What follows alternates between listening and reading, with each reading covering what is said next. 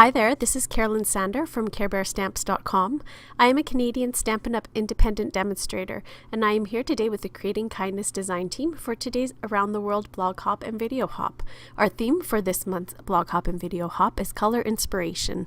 I hope that you enjoyed today's tutorial, and please make sure that you check out the description section of today's video so that you can click on all the links that are part of today's hop.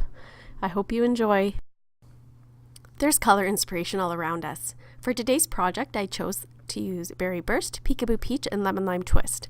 Where did my inspiration come from? Well, the Stampin' Up! Catalog, of course. What you see here is the Naturally Eclectic Designer Series paper from Stampin' Up! I pulled today's colors from this Designer Series paper. I didn't use all the colors in this Designer Series paper, but those 3 colors were in that pack of paper, and that's where my color inspiration came from.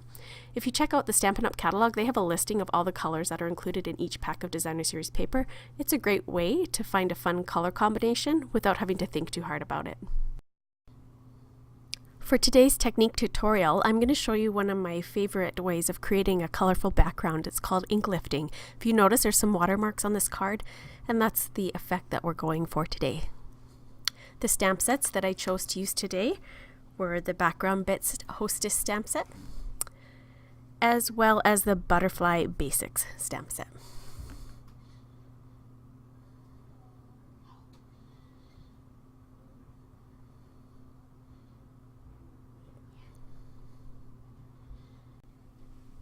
Just make our space clear here.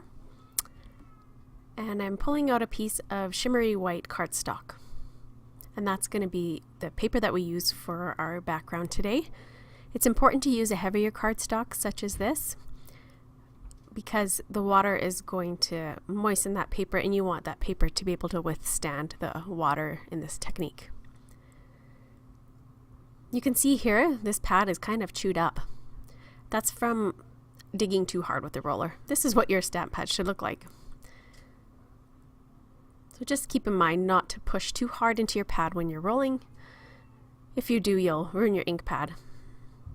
The chewed up pad still works okay for this technique, but I can't use it for stamping anymore, which is why I had to purchase a new one.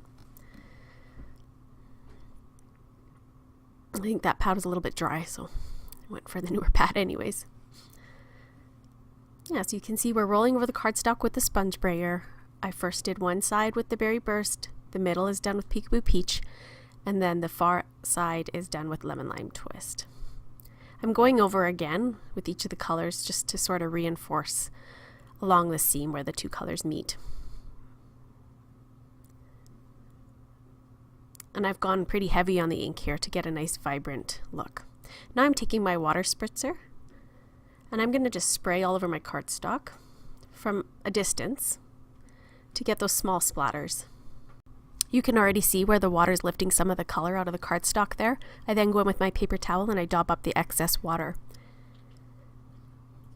I'm going to take my paintbrush here too and create some bigger splatters of water. This just gives my background more of a varied look. And again, dab up the excess with my paper towel. I then take my heat tool, and this is just speeding up the drying process.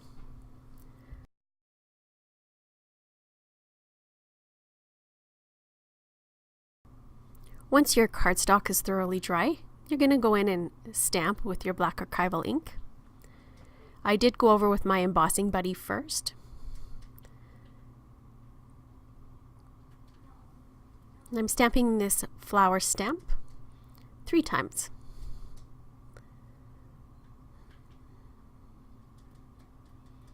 The reason why we went in with our embossing buddy first is we're now going to go and emboss with clear embossing powder over that black stamp. We'll clear away that excess embossing powder and then go in again with our heat tool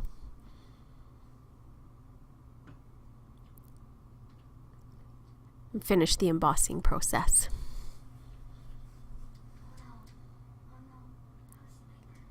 I then did the same thing with my sentiment and then went in with the butterfly.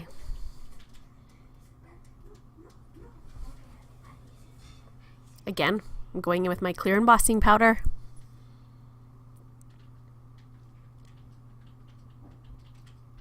cleaning up my mess and going in with my heat tool to set that powder. I've then gone in and matted my background with some Whisper White and basic black cardstock. And then I've taken some of my lemon lime twist ribbon and tied it around nicely. I've also decided to add a few black rhinestones. This just adds that extra bit of detail and finishes off my card. Thank you so much again for visiting today. As a reminder, please check out the description section of this video to see all the links that are part of today's video hop. As well, visit my blog at www.carebearstamps.com and you can see all of today's projects up close in further detail. I hope you have a lovely day. Bye-bye for now.